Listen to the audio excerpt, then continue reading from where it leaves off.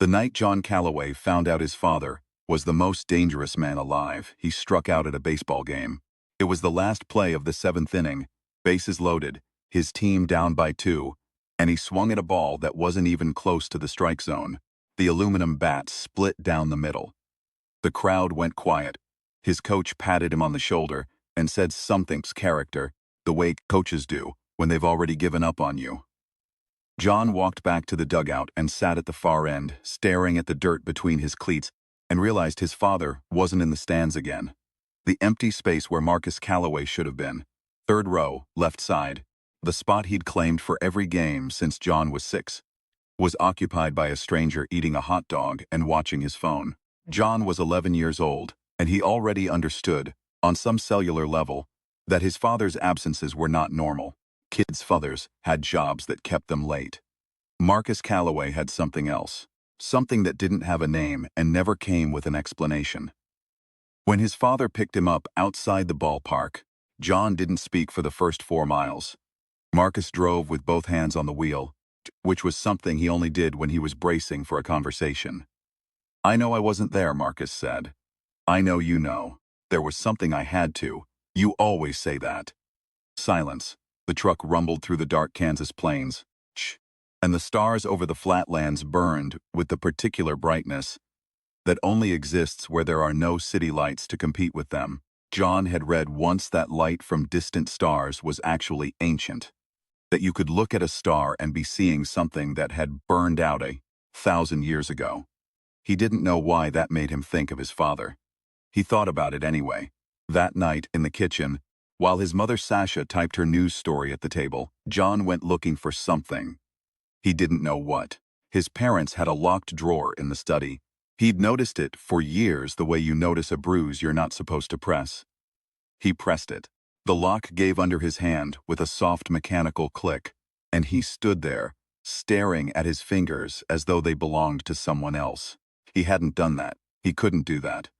The drawer contained a photograph. It was grainy, taken from distance, slightly motion blurred. The kind of image a journalist takes in a hurry. It showed a figure in a dark suit standing at the top of a burning building in what appeared to be downtown Metropolis, holding structural support beams apart with bare hands to keep the upper floors from collapsing, while 40 firefighters worked below. The figure's face was turned slightly toward the camera, caught in the orange light of the fire. It was his father. John was still standing there when Marcus found him. The conversation that followed was the longest and strangest of John's short life. His father sat across from him at the kitchen table with his hands folded, and he talked. About where he was from, about what he was, about the axe at 46 years ago when a spacecraft from a dying world had clipped Earth's upper atmosphere on its way in and deposited its passenger, one small screaming infant, in a field outside Hutchinson, Kansas, where a couple named Ray and Clara Calloway had been driving home from a church social and seen the smoke. Marcus said the word alien without flinching, the way a person says a word they've been rehearsing for a decade. He said John was half of whatever he was. He said the locked drawer had been stupid, and he was sorry. He said there were probably going to be abilities. He said he wanted to help John through them. John sat very still through all of it. Then he said, "Is that why I broke the bat?" His father almost smiled. "Yeah, buddy, that's probably why." They drove to a facility in Blackwell 2 days later. Not a government installation. Marcus had specific reasons for avoiding those, but a private research station run by a man named Archer Vale, who had contacts in places that officially didn't exist, and who was the only non-powered person Marcus trusted with the truth. The station was built into the earth, accessible through a decommissioned grain elevator, and it smelled like machine oil and old paper. Vale himself was bald, compact, and moved with the economic precision of someone who had spent decades compensating for being the slowest person in most rooms he entered. He shook John's hand like John was an adult. "You've got your father's bone density," he said, looking at John's x-rays, "which means your skeleton is effectively iron. You're going to need to be very careful in contact sports." "I play baseball," John said. "I saw." Vale tapped something on his tablet. "You need to let the ball come to the bat. Don't swing toward it." That bat stood no chance. In the station, John also met Ezra. Ezra Vale was 15. all sharp angles and contained hostility, close, cropped dark hair, and the expression of someone who had decided at a young age that enthusiasm was for people who didn't know better. He was Archer's son, and he had been raised in his father's world, a world of contingency plans, threat assessment matrices, and the working assumption that something catastrophic was always 8 minutes away. He'd been training since he could walk, not because he had powers. Because he understood that someone had to be in the room who didn't. He looked at John the way a veteran looks at a new recruit. Professionally pessimistic. "I give you 3 weeks before you punch through a wall by accident," he said. "I give you 1 day before I stop caring what you think," John said. Archer Vale looked at Marcus Calloway, and something passed between them that John didn't have language for yet. The world, meanwhile, had not been paying attention to John's personal revelation. It was busy with its own. 6 weeks before John's birthday, a research satellite operated by a joint university consortium had picked up something anomalous in low Earth orbit, a mass, roughly 3 meters in diameter, that did not match any catalogued debris. The object had adjusted its trajectory 4 times in 18 hours. 3 objects do not do. The consortium flagged it. Government agencies accepted the flag, filed it, and promoted 2 people into positions where they would not ask further questions about it. The object descended slowly, making small course corrections, and eventually attached itself to the underside of a civilian communications relay station called Platform 9, which sat in geosynchronous orbit and was maintained by a crew of 12. 9 days later, Platform 9 went dark. No distress signal, crew transmission.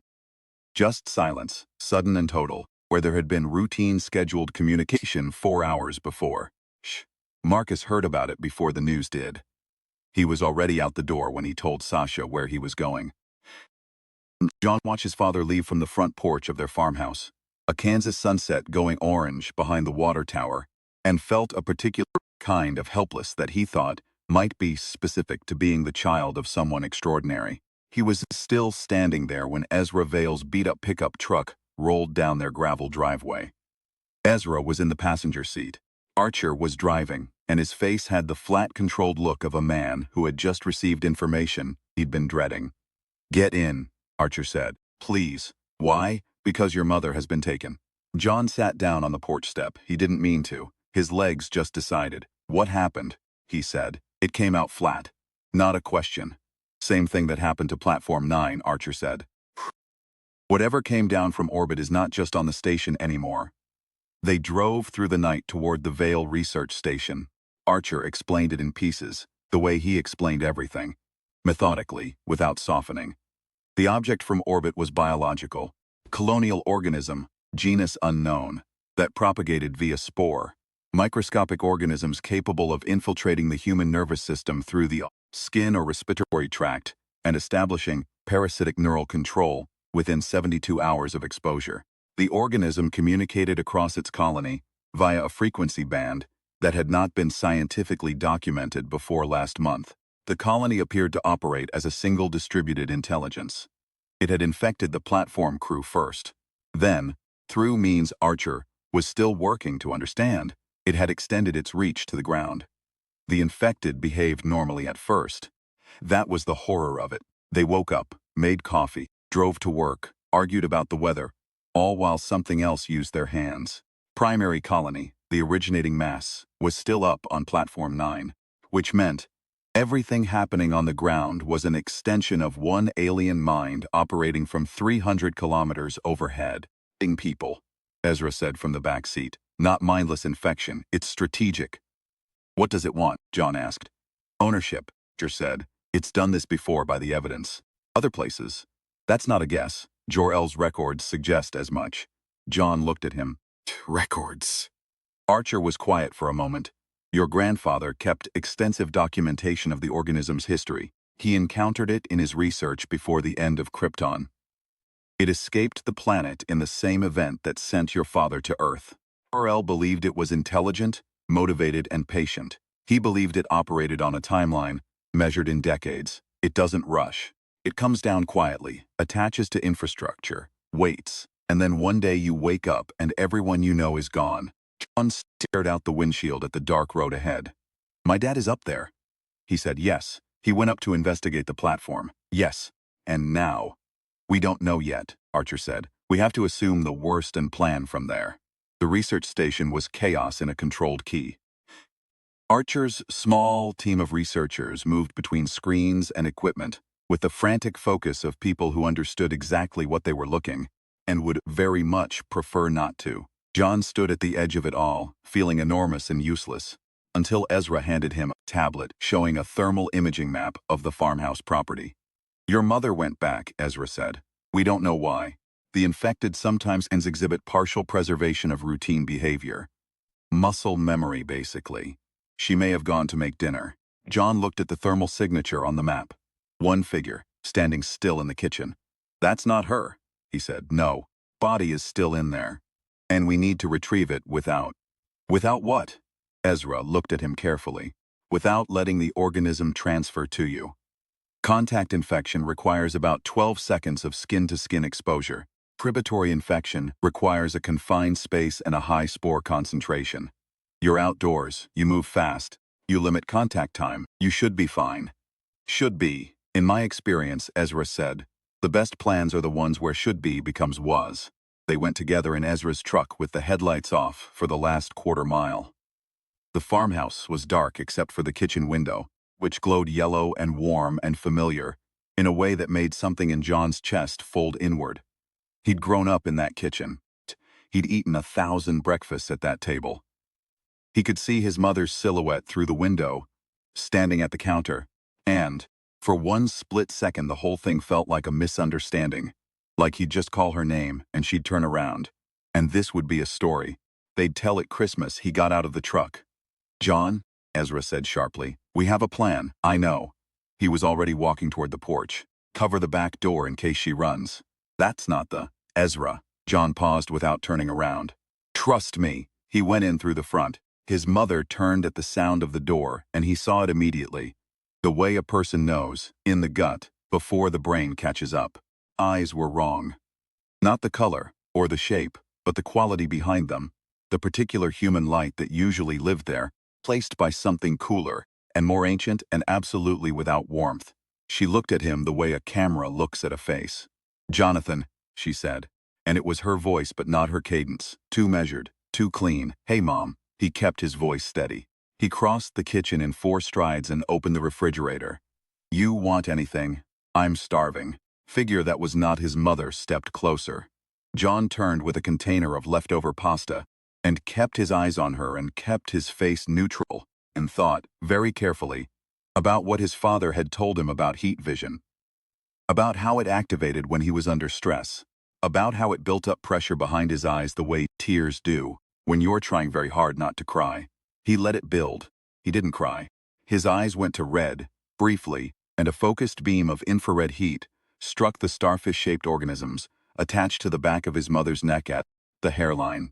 It was small, barely 5 centimeters across, and it made a sound like a spark plug misfiring and dropped off her neck and dried on. Kitchen floor in about 4 seconds. His mother blinked, swayed, grabbed the counter. John, real voice, real cadence. What are? She looked at the floor. What is that? We have to go, he said. Right now, I'll explain in the truck.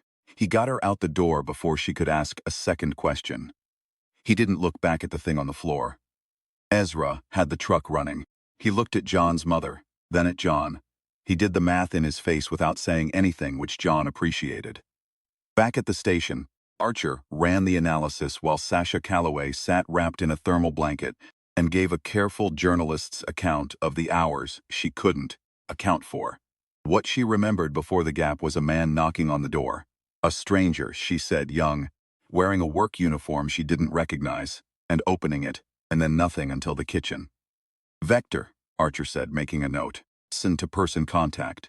The colony is using infected individuals as spreaders. It's efficient, Ezra said, not approvingly. It's been doing this for 600 years, Archer said.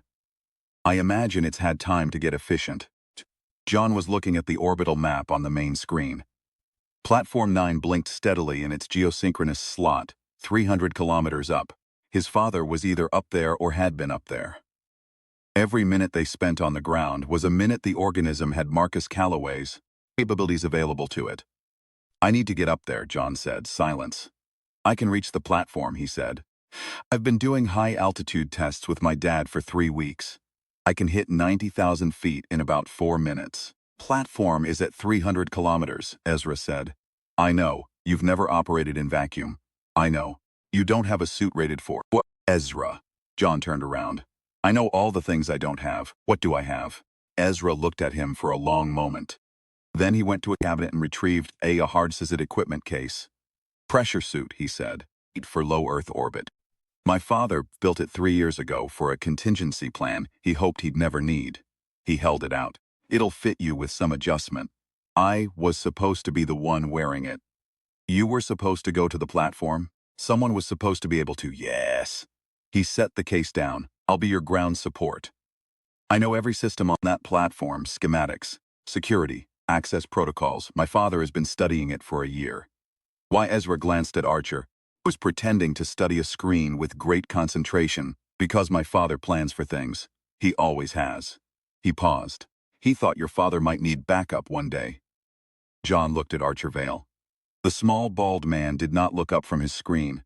The line of his shoulders said, yes, we knew this might come. Yes, we prepared. Yes, the plan was always to be ready for the day everything went wrong. John had thought, up until very recently, that his father handled everything alone. He was beginning to understand that the people who look like they're working alone are almost always supported by someone you haven't noticed yet. How do I get up there? John asked. Superman's ship, Archer said. It's been in our storage for 6 months. Your father didn't trust government facilities. Of course it has, John said. They launched at IO-300, the ship's systems silent, under Ezra's remote management from the ground station. John sat in the pilot seat in the pressure suit, slightly too large in the chest, the sleeves rolled up and sealed at the wrists, and watched the atmosphere thin below him with a mixture of terror and wonder that he could not have. Untangled if asked. Earth from above was beautiful in a way that made the danger feel abstract. She understood was probably a psychological defense mechanism. He let it work. Ezra's voice came through the earpiece, steady as a metronome. Vector is clean. Platform 9 is 2 kilometers ahead. I'm seeing life sign clusters, multiple bodies, all infected. Primary colony mass is in the central hub, which is the large hexagonal structure at the station's core. How do I kill it? Heat, Ezra said. Jor-El's records are clear on this. The organism's cellular structure is vulnerable to sustained high-temperature exposure. The individual spores die quickly. The primary mass requires more concentrated heat. Your heat vision, sustained at full output, should be sufficient. Should be. I'm adjusting my vocabulary. John docked the ship at the secondary airlock, moving slowly, trusting his hands. Ezra walked him through the coupling sequence, and John reflected on how strange it was to be doing something this dangerous while following verbal instructions from a teenager, and how strange it was that it felt completely natural by the end of the second step. He cycled through the airlock. The platform corridor was dimly lit and smelled of recycled air and something else, something that didn't have a name, a faint organic undertone that made his skin tighten. He moved carefully, pressing his back to the wall, heading toward the hub. He found his father in the third corridor. Marcus Calloway was standing at a junction point with 3 other infected crew members, facing outward, positioned like a defensive line. He was in street clothes. He'd clearly come up here fast, without preparation. And he was watching the corridor with blank, flat eyes.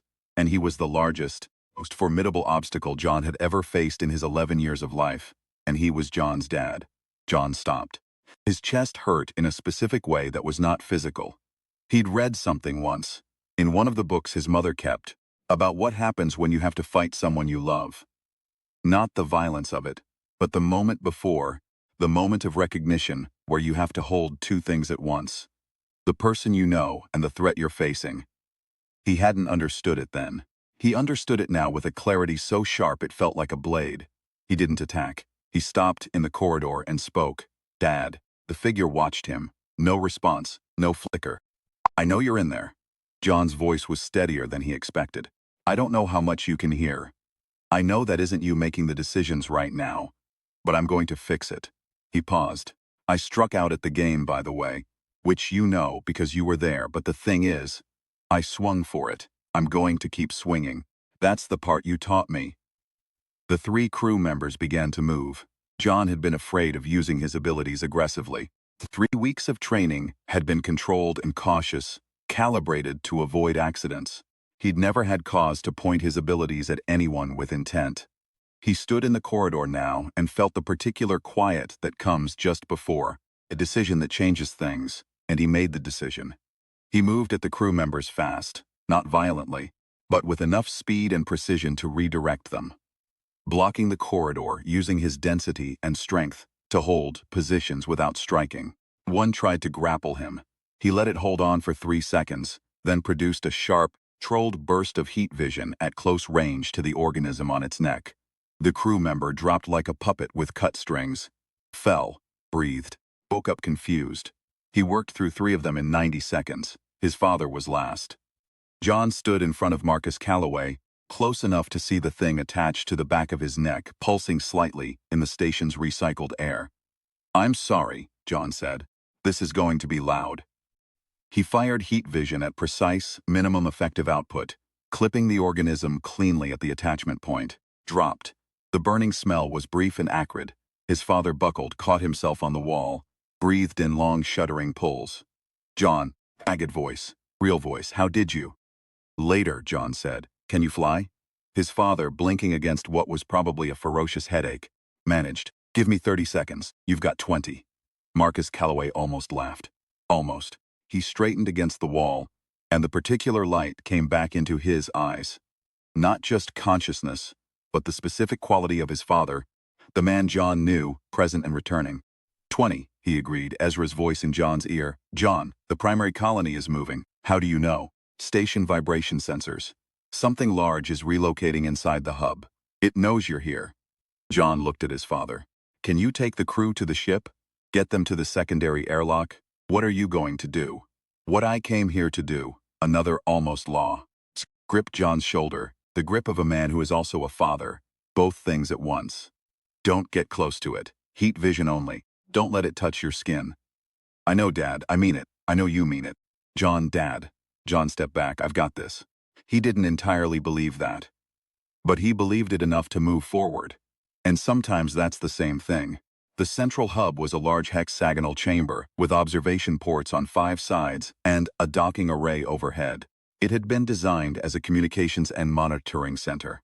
And every screen was dark, every system offline, silent and dead in the way spaces go silent when they've been taken. The primary colony mass occupied the center of the room, suspended from the ceiling array by dozens of filament-thin tendrils that had worked their way through the station's structure over weeks. Patient, methodical, architectural. The creature was roughly the shape and size of a large dining table, star-shaped, with a central body that pulsed with slow bioluminescence. A deep cold blue that lit the room in colors that had no business being beautiful. Was beautiful. John hated that. Ezra in his ear. "It's aware of you. The pulse rate is changing. That's a stress response in colonial organisms." Scared? Or excited? Hard to tell with things that don't have faces. John stood in the doorway and looked at it. The tendrils retracted slightly, gathering in, and the central mass lowered itself from the ceiling array until it was at roughly eye level, 8 meters across the room. It pulsed. The blue light intensified. In the quiet, in the empty station, something happened that John had not expected and could not fully describe afterward. The creature communicated, not in language, not in anything like words, but in something that went in through the eyes and resonated somewhere behind the forehead. An impression, vast patience, an absolute unhurried confidence. "We have been here before in other places. We are always here. You are temporary and we are not." John understood it the way you understand a dream, imprecisely but completely. He stood with it for 3 seconds.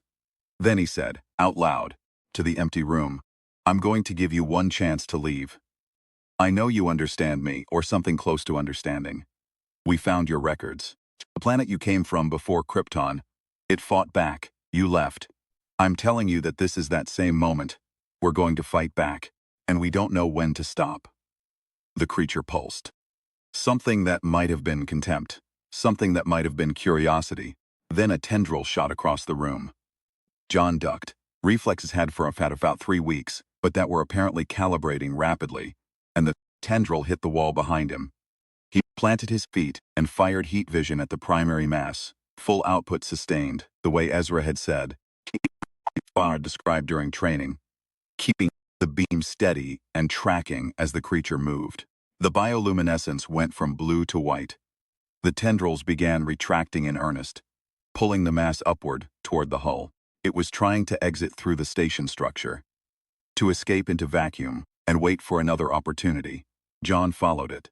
He kicked off the floor and went vertical through the hub, tracking the retreating mass with heat vision, not letting it disengage. The creature fought back, tendrils, spore bursts, 2 more appendages that came from angles he hadn't anticipated, and he took hits, some of them hard enough to stagger, and he kept moving. His father's voice was never in his head because his father was not there. Some echo of every conversation about stubbornness and not quitting was, and he moved through it the way you move through weather, by leaning in. The creature reached the hull and began to breach it. A hole open to vacuum, edges blowing outward, temperature dropping instantly, and the air beginning to go.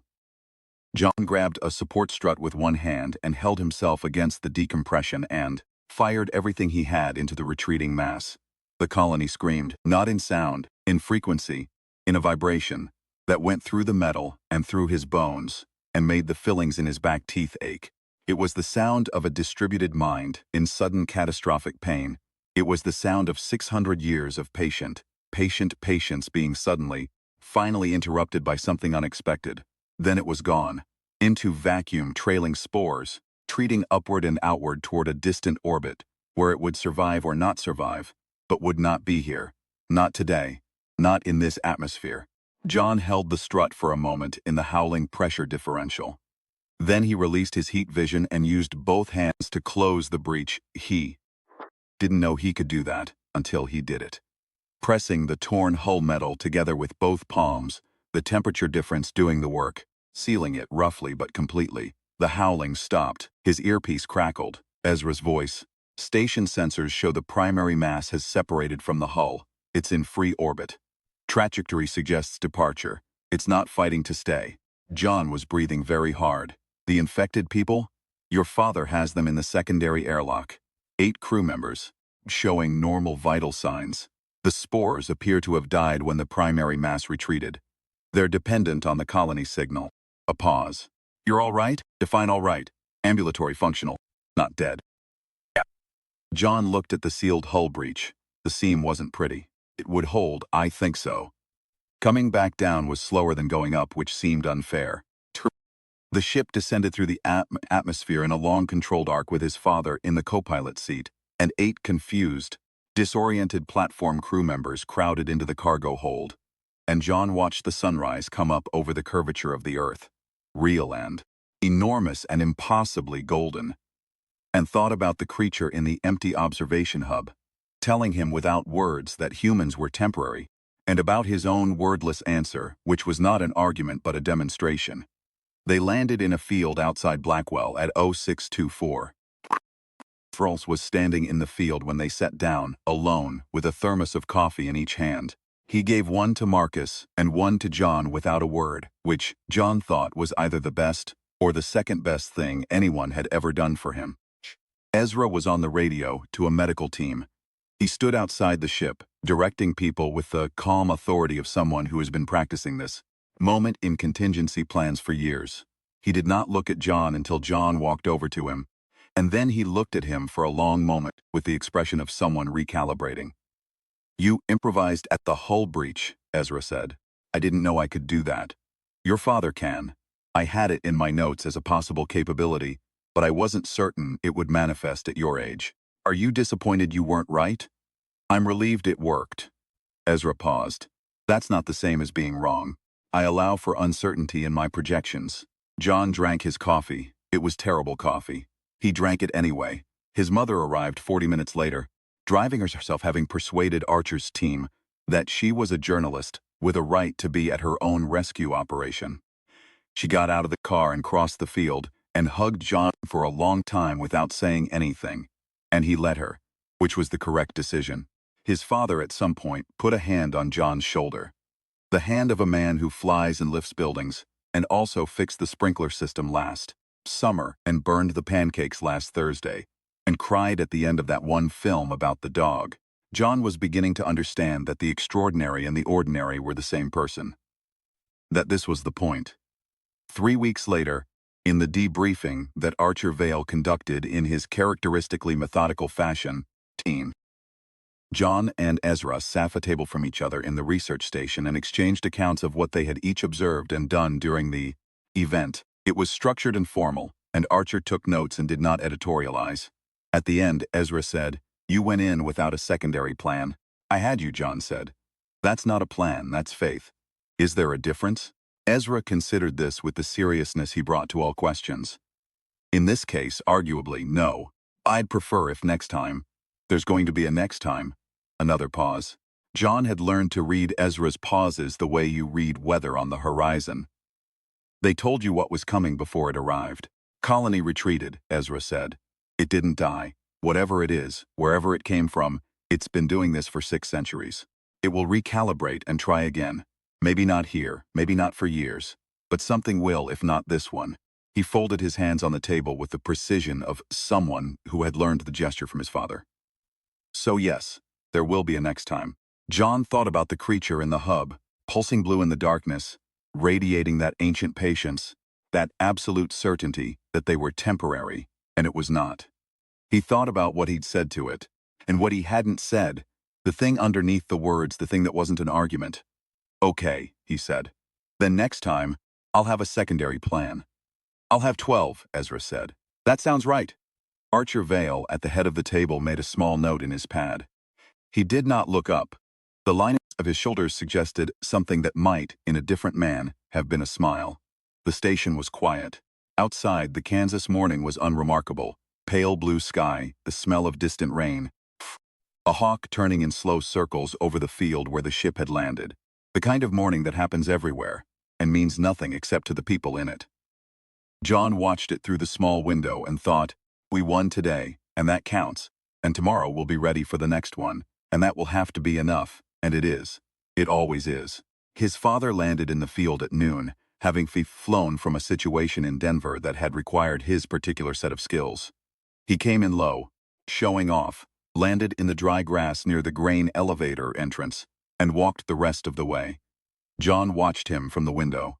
Marcus Calloway, walking through a Kansas field in the ordinary midday light, a man with the weight of several planets in his hands, and the expression of someone who was very glad to be going in for lunch.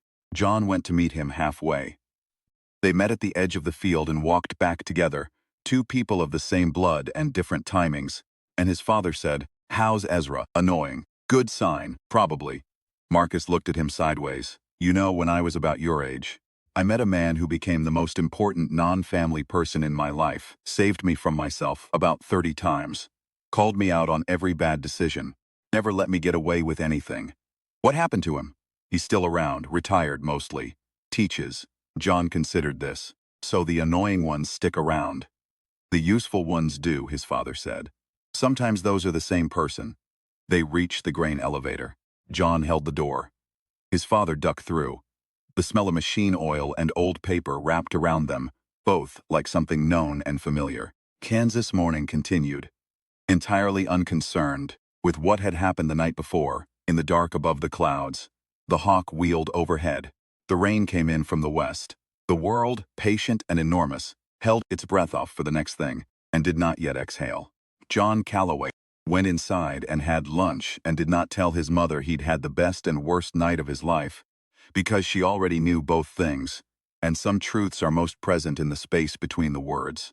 The stars would burn tonight. Some of them had already burned out, 1,000 years ago, before any of this was possible. Their light was traveling anyway. So was he.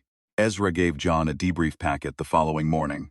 It was 22 pages, printed and 3-hole punched, with a cover sheet that read Incidents Analysis, Platform 9, Preliminary, in a font that suggested it had been produced by someone who took formatting seriously. John sat at the workbench in the research station with a mug of the terrible coffee and read it in one sitting because it turned out When the information was about something that had tried to kill you and your family, you paid attention. The packet was thorough. Ezra had cataloged every step of the previous night's operation, annotated with color-coded margin notes that assessed probability outcomes at each decision point, identified 3 moments where things could have gone catastrophically wrong, and noted, in a magenta annotation, which of those moments John had avoided through skill versus luck. The skill-to-luck ratio was, Ezra's assessment, worse than it should have been for someone with John's capability level, which Ezra attributed to insufficient prior operational experience rather than fundamental incompetence. John chose to take this as a compliment. Page 14 was the part he read twice. It was Ezra's analysis of the alien organism's behavior during the retrieval, specifically the moment in the hub when it descended to face John directly, rather than continuing to retreat toward the hull breach it would eventually use. Ezra had flagged this as anomalous. Colonial organisms of the type described in Jor-El's records, he wrote, do not expose their primary mass to direct threat from an unknown adversary. The strategic calculus is wrong. It should have run. Instead it descended, presented itself, and appeared to communicate before engaging. Ezra's interpretation, the organism was curious. It had never encountered a half-Kryptonian juvenile with 3 weeks of training before, because no such thing had existed in its previous operational history. It wanted to assess the new variable. It descended to look. The margin note in magenta read, it did not expect what it found. John closed the packet and looked at the ceiling of the research station. It was concrete and functional, and entirely free of inspiration. He thought about the creature, looking at him across the hub, and feeling ancient, contempt radiating off it. We are permanent. You are temporary. And he thought about how sometimes the most dangerous thing you can do to something that has been winning for centuries is simply not behave the way it expects. It had run because he surprised it, not because he outpowered it, because he was something it hadn't planned for. He thought that was probably going to be the most useful lesson he'd learned all week, which was saying something because the week had contained a lot of lessons. Archer Vale found him there, still holding the packet an hour later. You read it, Archer said. He was carrying a tablet and looked like he'd been awake since the previous morning, which he had. Page 14 twice, John said. Archer sat down across from him. He had the slightly unfocused quality of a man whose mind was working 3 layers below the conversation he was in, which John was learning was his default state. What Ezra identified about the organism's behavior in the hub is not an isolated observation, he said, bad. It matches a pattern we've documented across what we believe are 3 prior contact events on Earth, incidents, over the last 40 years that were attributed to other causes. Electrical failures, disease outbreaks, one instance that was recorded as a psychogenics episode, affecting a small research team in Iceland. All of them show the same signature: sudden communication silence, unusual behavioral changes in exposed populations, followed by unexplained recovery. It's done this before here. Small incursions, testing, learning the population, learning what resistance looks like. Archer set his tablet on the workbench between them. It showed a map of the 3 prior incidents plotted geographically. They were not clustered. They were spread across 3 continents, evenly spaced, which was not the distribution pattern of an organism moving randomly. This is what an intelligence does when it's preparing a major operation, Archer said. It scouts, it probes the edges, it catalogs responses. So, last night was the major operation.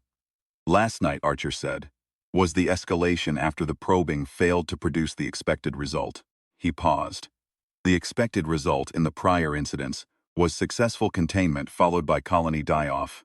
The organism established a small foothold, assessed the environment, then apparently determined the timing wasn't right and retreated. Each time, it left without being directly engaged. It had never been directly fought off before. John thought about that. So we changed something, he said. You changed something. Specifically you, yes.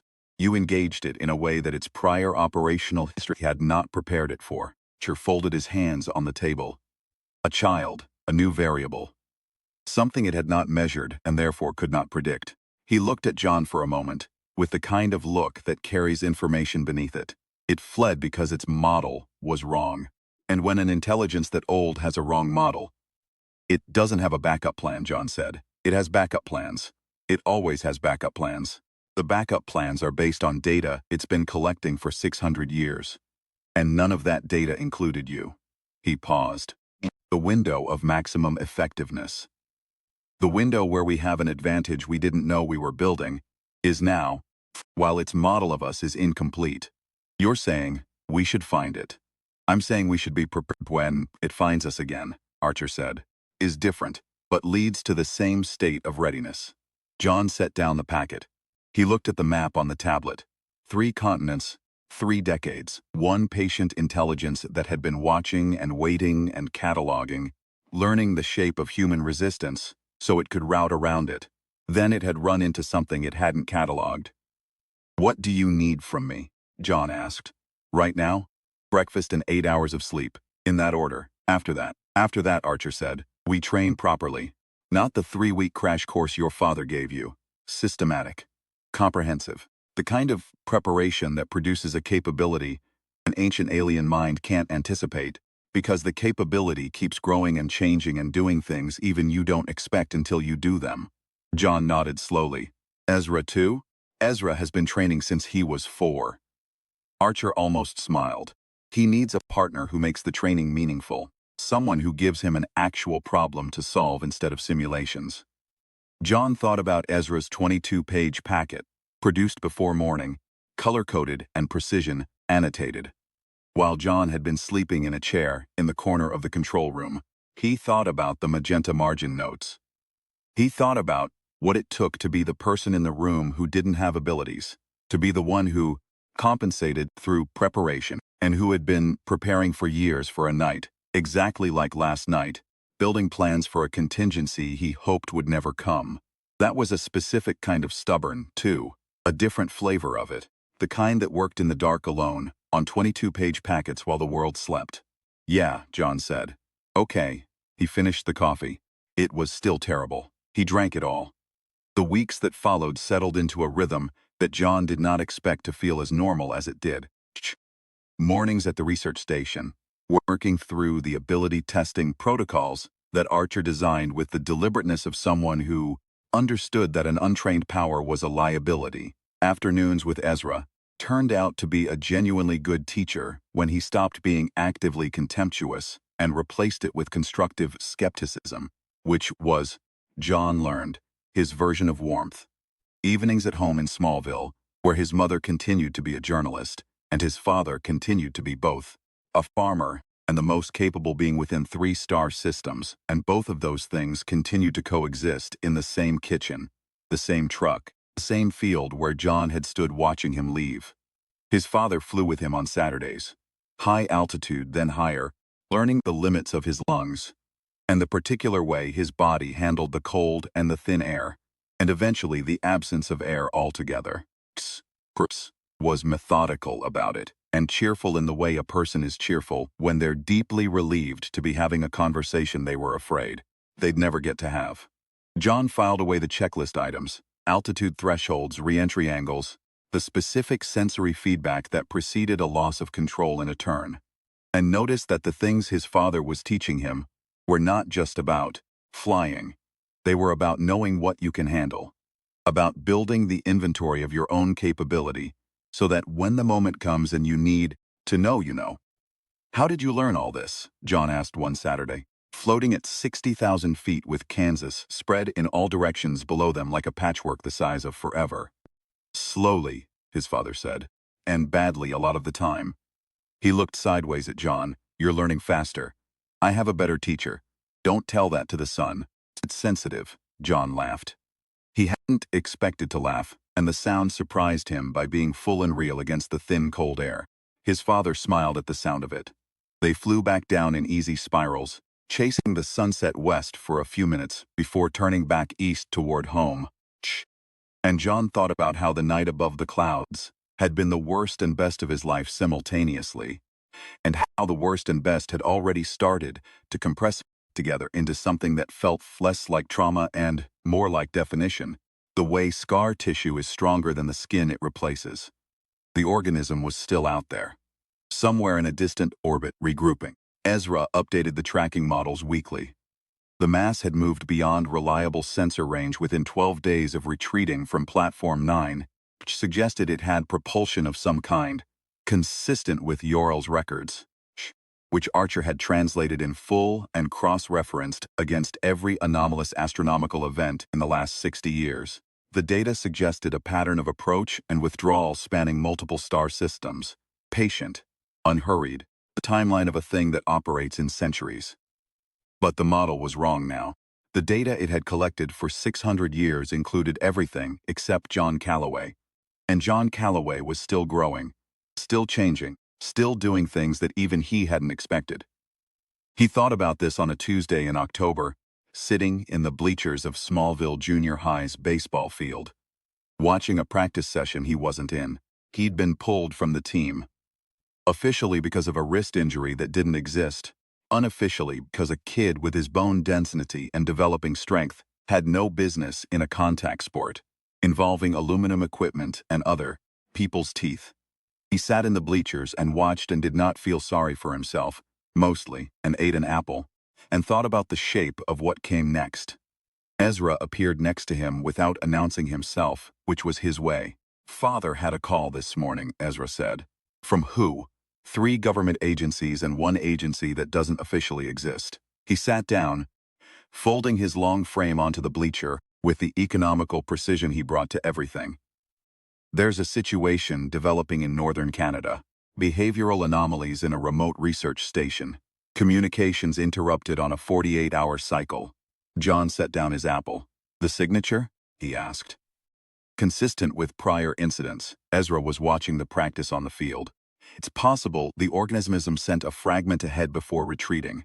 A seed colony, established during one of the earlier probe incursions, that's been dormant and has now activated. So there's more than one. There may be many more than one. Jor-El's records suggest the primary mass can establish subcolonies that operate independently over long periods before returning to connection with primary. He paused. "We may not be dealing with one opponent. We may be dealing with an architecture." John looked at the baseball field. The kids were running bases, arguing about a call, laughing. The Kansas afternoon was completely ordinary in the way Kansas afternoons insist on being. "Then we build a better architecture," John said. "I've already started," Ezra said. He held up a folder. 27 pages by the look of it. Color-coded tabs. John took it. "Is this a plan for Northern Canada specifically or a general operational framework?" "Both. With contingencies." "How many contingencies?" 14. John opened the folder to page 1. At the top, in Ezra's precise print, Super Sons Operational Protocol V1. Draft. "Super Sons," John said. Working title. A pause that was almost but not quite embarrassed. "If you have a better suggestion." "No," John said. It's good." The first page. The baseball practice continued below. The Kansas afternoon held everything in it. The ordinary and the extraordinary, the known and the incoming, the boy on the bleachers, and the thing in the distant dark that had not yet learned the full shape of what it was up against. It would. Eventually, John turned the page and kept reading.